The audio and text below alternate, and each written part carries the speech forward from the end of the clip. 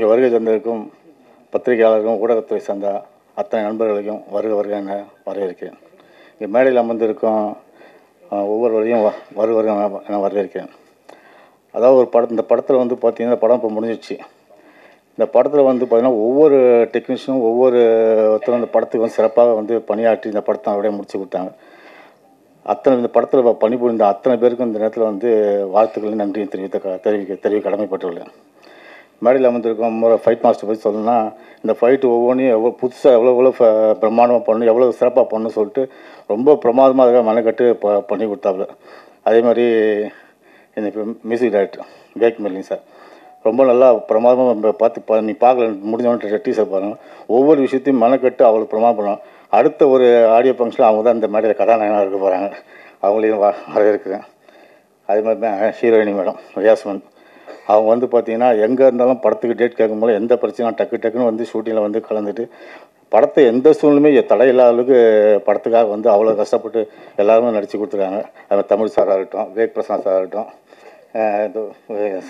Editor சங்கத்தமிழ், அதாவது 1000 வேலை இருந்தால் எந்த வேலையும் பார்க்க இந்த படத்தை மட்டுமே ஒரு குறிக்கோளாக வச்சு அவ்வளோ அருமையாக ஒவ்வொருத்தரையும் வேலை பார்த்து படத்தை எவ்வளோ சீக்கிரமாக வந்து முடித்து இந்த படத்தை ரெடி பண்ணுன்றதுக்காக வந்து அவரோட பங்களிப்பு ரொம்ப ஜாஸ்தி. அவரையும் இந்த நேரத்தில் வந்து நன்றி தெரிவிச்சுக்கிறேன்.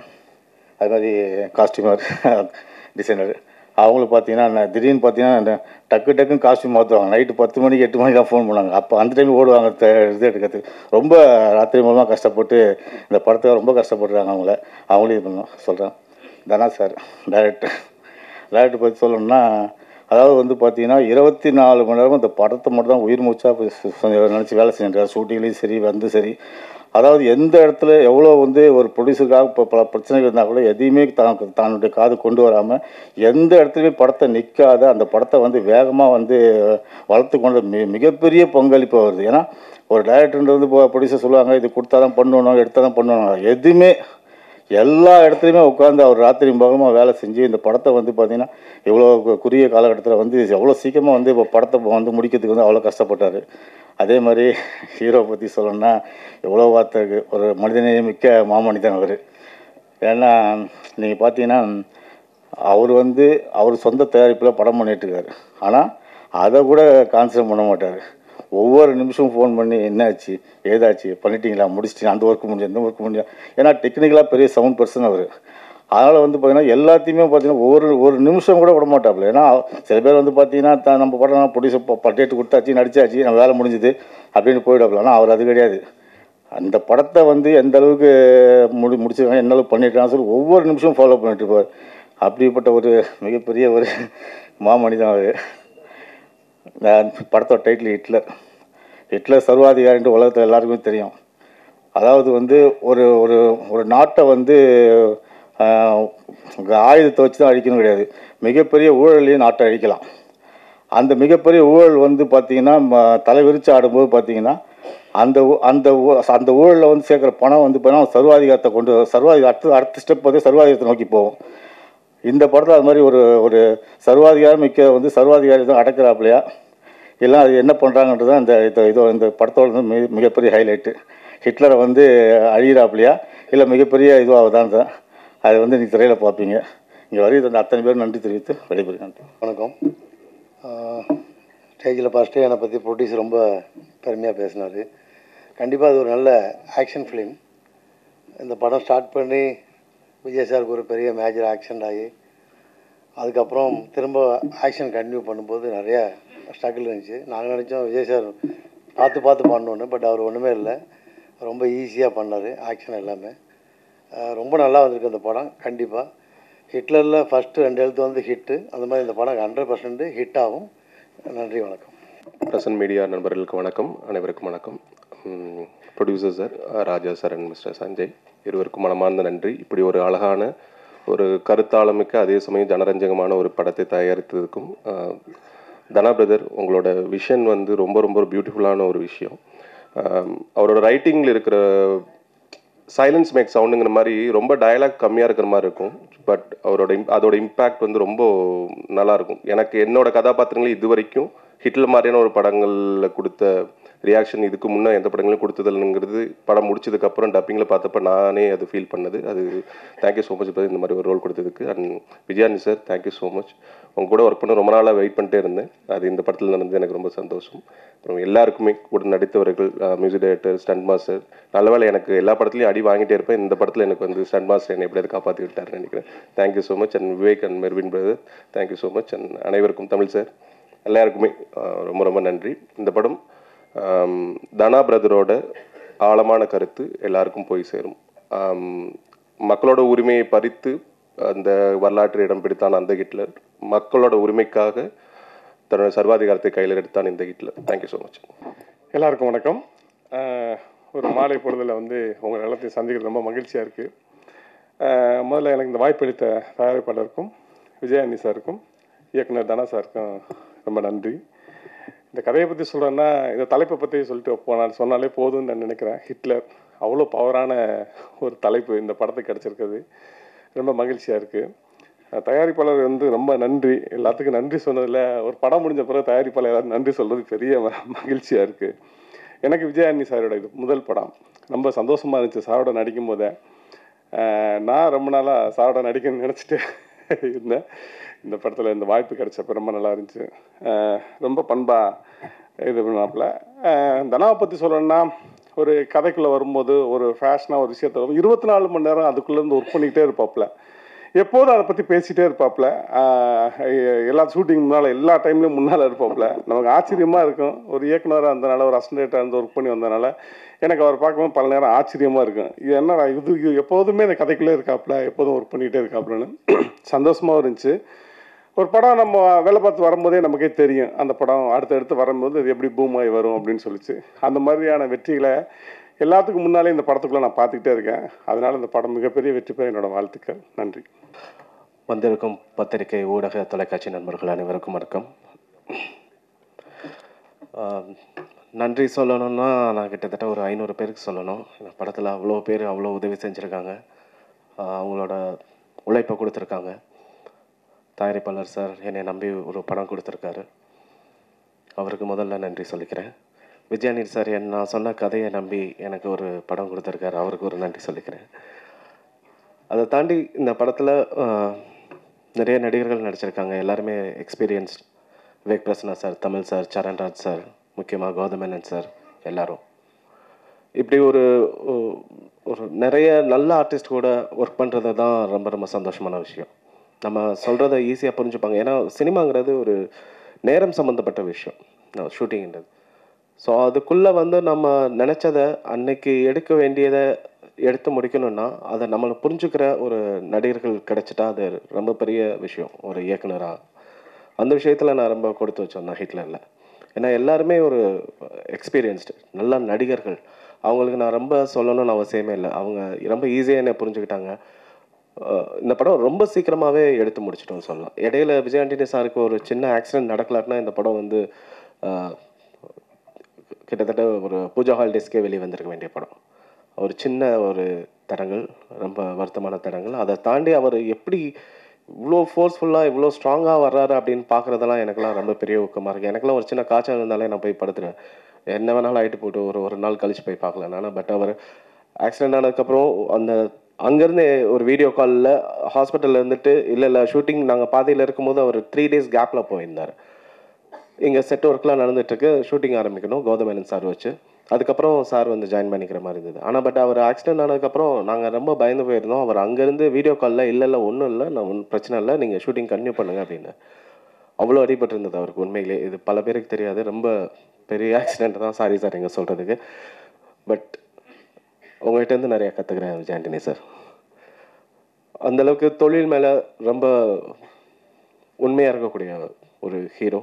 அவர் கூட ஒர்க் பண்ணது அது உண்மைதான். அது ரியா சொன்ன மாதிரி அவர் செட்டில் இருக்கதே தெரியாது. அவர் சார் எங்கே அப்படின்னு கேட்கும்போது அங்கே பக்கத்தில் தான் நின்றுட்டு இருப்பார். அது வரைக்கும் அவர் எங்கே இருக்காரான்னு தெரியாது. ஏதோ ஒரு மூலையில் உட்காந்துட்டு அவர் லேப்டாப் வச்சுட்டு ஏதோ ஒரு வேலை பண்ணிகிட்டே இருப்பார். ஸோ இப்படி ஒரு சில நடிகர்களோட ஒர்க் பண்ணுறது தான் ஒரு இயக்குனருக்கு சந்தோஷம்னு நான் நினைக்கிறேன். ஸோ அது இந்த படத்தில் எனக்கு கொடுத்த எல்லாருக்குமே நன்றி. தென் இங்கே நான் வந்து என்னோடய டிஓபியை மிஸ் பண்ணுறேன். நிஜமாவே மிஸ் பண்ணுறேன் அவர். ஏன்னா பிகாஸ் நான் காலையில் இன்னைக்கு ஷூட்டிங் ஆரம்பிக்கணும் வீட்டிலேருந்து கிளம்பும் போது எனக்கு ஒரு பெரிய நம்பிக்கைங்கிறது வந்து ஓகே என்னோட டிஓபி அங்கே இருக்கார் அப்படிங்கிறது தான். அந்தளவுக்கு ஒரு எங்களுக்குள்ள ஒரு நல்ல ஒரு சிங்க் இருந்தது. இந்த படத்தை பற்றி தினம் பேசி புரிஞ்சுட்டு இதுக்கு என்ன மாதிரி ஒரு அடுத்த லெவலில் ஒரு ஷாட் வைக்கணும், ஒரு அதில் ஒரு சின்ன விஷயம் இருக்கணும், ஃப்ரீஸ் பண்ணி பார்த்தா கூட அந்த ஷாட் அழகாக இருக்கணும், ஏதாவது ஒரு டீட்டெயில் இருக்கணும், ஒரு டெப்த் இருக்கணும், இந்த அளவுக்கு பேசி என் கூட ஒர்க் பண்ணி கொடுத்தவர் வந்து நவீன். அவருக்கு ரொம்ப பெரிய தேங்க்ஸ். அவர் இங்கே இல்லை, அவர் வேற ஒரு ஷூட்டில் இருக்கார். But Naveen thank you. இதில் நான் மிஸ் பண்ணுற இன்னொருத்தர் வந்து ஜிவிஎம் சார். ஜிவிஎம் சார் படங்கள் பார்க்குறது எனக்குலாம் அவ்வளோ சந்தோஷம். அவர் கூட சேர்ந்து ஒர்க் பண்ணுறது, அவருக்கு நான் சொல்லிக் கொடுத்து அவ்வளோ ஒரு டேரக்டர் நடிக்க வைக்கிறதுங்கிறது வந்து ரொம்ப ஹாப்பியான ஒரு விஷயம். என்னன்னு தெரியல, எனக்கு படை வீரனாக இருக்கட்டும் வானம் கொட்டட்டும் ரெண்டுலேயுமே ஒரு என்னோட படத்தில் நான் வந்து இயக்குநர்களை நடிக்க வைக்கிற ஒரு வாய்ப்பு எனக்கு கிடைச்சிட்டே இருக்குது. படை வீரனில் வந்து பாரதி ராஜா சார் கூட அவரை நடிக்க வச்சிருந்தேன். அது ரொம்ப பெரிய எக்ஸ்பீரியன்ஸ். அவர் பாரதிராஜா சார் வந்து அப்பா மாதிரி டெய்லி அப்பான்னு கூப்பிட்டாலும் அவர் உட்காந்து நிறையா சொல்லிக் கொடுப்பாரு. ஏன்னா என்னோட முதல் படம் அது. அவர்கிட்ட வந்து நிறையா நான் கற்றுருக்கேன். அதே மாதிரி வானம் கொட்டட்டும்லேருந்து பாலாஜி சக்திவேல் சார் எல்லாம் லெஜண்ட்ஸ். அப்படி படங்கள் பண்ணவங்க. அவங்க கூட ஒர்க் பண்ணும்போது அவங்க சொல்லிக் கொடுக்கலன்னா போய் கேட்பேன் நான், சார் இது இப்படி பண்ணீங்க அதை அப்படி பண்ணீங்கன்னு. அதே மாதிரி இந்த படம் அதில் GVM sir Tamil sir 2 director வந்து கூட இருந்தாங்க. அதெல்லாம் ஒரு உத்வேகம் தான் நமக்கு. தென் மியூசிக் டைரக்டர்ஸ் விவேக் மர்வின். ரொம்ப சின்ன பசங்களாக இருக்காங்களே அப்படின்னு ஃபஸ்ட்டு நான் நினச்சேன். பட்டு நம்மலாம் சின்ன பசங்க கூட ஒர்க் பண்ணும்போது எவ்வளோ எனர்ஜியாக ஒர்க் பண்ணுவோன்னு எனக்கு அவங்க கூட ஒர்க் பண்ணும்போது தெரிஞ்சுது. எங்கள் ஒரு மியூசிக் கம்போசிங் மாதிரியோ இல்லை ஒரு பேக்ரவுண்ட் ஸ்கோர் ஒர்க் பண்ணுற மாதிரியே இருக்காது. நாங்கள் 3 பேர் அவ்வளோ ஜாலியாக ஒர்க் பண்ணோம். அது தொழில் மட்டும் தான் பார்ப்போம், வேலை மட்டும் தான் பார்ப்போம். அது அவ்வளோ ஜாலியாக ஒர்க் பண்ணியிருக்கோம். அந்த சீன்ஸ் திரும்பி போட்டு பார்க்குறது, அதில் வேறு கொண்டு வரலாமான்னு சொல்கிறது. எனக்கெல்லாம் மியூசிக் பற்றி ஒன்றுமே தெரியாது. ஆனால் நம்ம ஏதோ ஒரு பார்த்த படங்கள்லேருந்து ஏதோ ஒரு ரெஃபரன்ஸ்லேருந்து அதுலலாம் ரொம்ப நல்லா பண்ணியிருந்தாங்க ப்ரோ. அந்த மாதிரி நம்மளுக்கு எதாவது வேணும்னு கேட்டால் அதை புரிஞ்சுட்டு அவங்க வேறு ஒன்று ட்ரை பண்ணி நிறைய விஷயங்கள் அந்த மாதிரி எங்களுக்குள்ளே நடந்திருக்கு. ஒரு லாங் ஜேர்னினே சொல்லலாம் இந்த படத்தை பொறுத்த வரைக்கும். பேக்ரவுண்ட் ஸ்கோரில் அவ்வளோ தூரம் ஒரு 8 ரீல்ஸ் அப்படிங்கிறது ஒரு 2.5 மணி நேரம் படம். அதை வந்து அதுக்கு அவ்வளோ மியூசிக் தேவைப்படுது. ஏன்னா பிகாஸ் ஆக்ஷன் ஃபிலிம்ஸ் வேறு, நம்ம வந்து ரொம்ப சைலன்ஸ் எல்லாம் கிடையாது, நிறைய மியூசிக் பேக்கடாக இருக்குது. ஸோ ஒவ்வொன்றையும் எந்த இடத்துலையுமே ட்ராப் ஆகாமல் நம்ம அவ்வளோ நல்லா பண்ணியிருக்காங்க. Thank you Vivek Marvin. சங்கத்தமிழன் நானும் எப்படி சொல்கிறது, மெட்டாஸ்டாக்கிஸ் ஸ்கூல் தான் அவரும் அங்கேருந்து ரொம்ப நான் ஸ்ரீகர் பிரசாத் சாரோட அசிஸ்டண்ட். அவர் காட்டு வெளியிடையில் ஒர்க் பண்ணும்போது இருந்தே எனக்கு தெரியுங்க. ஸோ நாங்கள் 2 பேரும் எங்களுக்கு வந்து மணிஷ் ரத்னம் சார் வந்து எங்கள் 2 பேருக்கும் ஒரு வாய்ப்பு கொடுத்தாரு வானம் கொட்டட்டும். அதில் நான் டேரெக்டாக எனக்கு ஒரு வாய்ப்பு கொடுத்தாரு. சங்கத்தமிழன் எடிட்டராக இருந்தார். அதுதான் சங்கத்தமிழனோட முதல் படம். ஸோ நாங்கள் 2 பேருமே அதில் ப்ரூவ் பண்ணணும்னு நினச்சி நிறையா ஒர்க் பண்ணியிருக்கோம். அதை இப்போ வரைக்கும் கண்டினியூ பண்ணிட்டு வந்துட்டுருக்கோம். ஸோ சங்கத்தமிழன் வந்து ஒரு எடிட்டர் வந்து அவர் நிறைய வேறு படங்கள் பண்ணாலும் எனக்கு ஃபஸ்ட்டு ப்ரிஃபரன்ஸ் கொடுப்பார். நான் கால் பண்ணி இன்றைக்கி ஒரு சீன் கட் பண்ணலாமா, இது இப்படி பண்ணலாமான்னு கேட்டால் வாங்கண்ணா அப்படின்றாரு. அதை தாண்டி அவர்கிட்டேருந்து வேறு பதிலே வராது. அவர்கிட்ட போய் நான் எல்லாரையும் விளக்கிட்டு நான் போய் ஃபுல்லாக உட்காந்து ஒர்க் பண்ண ஆரம்பிச்சிடுவேன். அந்த ஒரு ஃப்ரீடம், அந்த ஒரு ஸ்பேஸ் எனக்கு வந்து சங்கத்தமிழன்ட்டு இருக்குது. தென் ரியா சுமன் ஹீரோயின்.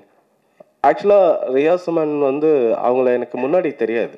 இந்த படம் வந்து ஷூட்டிங் போகிறதுக்கு 2 நாளைக்கு முன்னாடி தான் ஹீரோயின் ஃபிக்ஸ் பண்ணோம். ஏன்னா அதுக்கு முன்னாடி ஒரு ஹீரோயின் ஃபிக்ஸ் பண்ணியிருந்தோம். பட் அவங்களுக்கு பர்சனலாக சில ப்ராப்ளம் இருந்ததுனால ஷூட்டிங் ஆரம்பிக்கிறதுக்கு 2 நாளுக்கு முன்னாடி அவங்க வந்து படத்தில் நடிக்க முடியாமல் ஆயிடுச்சு. ஸோ கிட்டத்தட்ட ஒரு 30 டேஸ் ஷெட்யூல் பண்ணியிருக்கோம். செட் ஒர்க் எல்லாமே போயிட்டுருக்கு. பெரிய படம், நிறைய க்ரௌடு, நிறைய ஆர்டிஸ்டோட காம்பினேஷன். ஸோ டக்குன்னு ஹீரோயின் இல்லைன்னா என்ன பண்ணுறதுன்னு சொல்லி உண்மையிலே பயந்தே போயிட்டோம். அப்போது ஒரு அவசரத்தில் எடுத்த முடிவுன்னு கூட சொல்லலாம் ரியா சுமன். ஆனால் பட் அது ரொம்ப அழகாக வந்திருக்கு. அவங்க வந்து ரொம்ப ப்ரொஃபஷ்னல், வெரி ப்ரொஃபஷ்னல். கரெக்டாக அவங்களுக்கு வந்து தமிழ் தெரியாது அந்தளவுக்கு. பட் அவங்க வந்து லைன்ஸ் எல்லாம் வந்து தங்கிலீஷில் எழுதி வச்சு டெய்லி ஷூட்டில் பார்த்தீங்கன்னா ஏதோ ஒரு மூலையில் உட்காந்து அந்த லைன்ஸை ப்ராக்டிஸ் பண்ணிகிட்டே இருப்பாங்க. ஏன்னா நம்ம வந்து தங்கிலீஷையே வந்து படிச்சிடலாம், அதை வந்து ஒப்பிச்சிட கூட செஞ்சிடலாம். ஆனால் பட் அந்த பிச்சில் பேசணும், அப்படின்னா தான் நம்மளுக்கு அந்த ரியாக்ஷன், எமோஷன்ஸ் எல்லாமே வரும். ஸோ அதுக்கு அவங்க ஃபுல்லாக ஒர்க் பண்ணிகிட்டே இருப்பாங்க. எப்போ திரும்பி பார்த்தாலும் ஏதோ ஷூட்டில் எங்கே பார்த்தாலும் ஒரு மூலையில் உட்காந்து அந்த டைலாக்ஸை மக்கப் பண்ணுறது, சொல்லி பார்க்குறது, அந்தளவுக்கு ஒரு டெடிகேஷன் அவங்களுக்கு ரொம்ப இருந்தது. ஸோ ஃப்ரேம்லேயே ரொம்ப நல்லா அழகாக இருந்தாங்க. ஸோ ஒரு நல்ல ஹீரோ. எனக்கு வந்து ஒரு பயந்துட்டு இருந்த ஒரு பெரிய விஷயம் வந்து ரொம்ப ப்ளஸ்ஸாக தான் அமைஞ்சுது ரியா சுமன் உள்ள வரும்போது. So thank you Riya Suman. Kingsley sir இருக்கார், அவர் வந்துட்டுருக்காருன்னு நினைக்கிறேன். அவர் செட்டுக்கு வந்தாலே அவரை பார்த்தாலே சிரிப்பு வந்துடும் எங்கள் எல்லாருக்குமே. ஸோ படத்துலையும் அவர் அந்தளவுக்கு ரொம்ப பெரிய ஒரு ப்ளஸ் இந்த படத்துக்கு கிங்ஸ்லி சார்.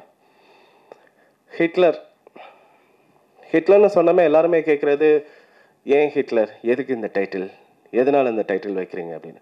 நிஜமாகவே நீங்கள் இப்படி கேட்பீங்கிறக்காகலாம் அந்த டைட்டில் வைக்கல. ஒரு விஷயத்த சொல்லும் போது நம்ம வந்து ஒரு டைரக்டாக சொல்லாமல் ஒரு படிமம் மூலமாக சொல்கிறது ஒரு கலை. ஒரு கவிதையாக இருக்கட்டும், ஒரு நாவலாக இருக்கட்டும், ஒரு சிறுகதையில் படிமங்கள்ன்றது ரொம்ப முக்கியமான ஒரு விஷயம். சினிமாலே அந்த படிமங்கள் நம்ம நிறையா பார்க்குறோம். அந்த மாதிரி ஒரு டைட்டிலில் வந்து நான் சொல்ல வேண்டிய விஷயத்த ரொம்ப ஒரு குறியீடாக சொல்லணும்னு நினச்சேன்னா ஹிட்லருங்கிற டைட்டில் ரொம்ப ஆப்டாக இருந்தது இந்த படத்துக்கு. ஸோ அந்த ஒரு பர்பஸ்னால மட்டும்தான் ஹிட்லருங்கிற டைட்டில் வச்சுருக்கோம். மற்றபடி ஏன் இப்படி ஒரு டைட்டில் நெகட்டிவாக இருக்கே, இப்படி இது பர்பஸாக வைக்கப்பட்டதுன்னா நிஜமாவே கிடையாது. யோசிச்சு கரெக்டாக இந்த படத்துக்கு ஏற்ற மாதிரி தான் இருக்கும். ஆனால் படத்தில் ஒரு இடத்துல கூட ஹிட்லருங்கிற பேர் வராது. ஸோ இந்த படம் எனக்கு ரொம்ப முக்கியமான படம். ரொம்ப என்ஜாய் பண்ணி ஒரு படத்தை பண்ணுறோம். எல்லா படமே ஃபில்ம் மேக்கிங்கிறது ரொம்ப என்ஜாய்மெண்ட்டான விஷயம் தான். ஆனால் இந்த படத்தை நான் இன்னும் ஒரு என்ஜாய் பண்ணேன். ஏன்னா பிகாஸ் நான் இதுக்கு முன்னாடி பண்ண படை வீரன் அண்டு வானம் கொட்டட்டும் வேறு ஜேர்னல் இருந்துன்னா இது டோட்டலாக வேறு ஜேர்னலில் ஒரு படம். ஸோ எனக்கே அது வந்து புதுசு தான். ஒரு ஆக்ஷனாக, ஒரு த்ரில்லராக ஒரு படம் பண்ணுறோம். ஸோ நிஜமாவே ஒவ்வொரு ஷாட்டும் எடுத்து முடிச்சுட்டு ஒரு மனசில் சந்தோஷம் இருந்தது. ஒரு சீன் கட் பண்ணி பார்க்கும்போது சந்தோஷம் இருந்தது. படத்தை முழுசாக பார்க்கும்போது அப்பாடான்னு இருந்தது. ஸோ அந்த ஃபீல் உங்கள் எல்லாருக்கும் வரும்னு நான் நம்புகிறேன். நன்றி.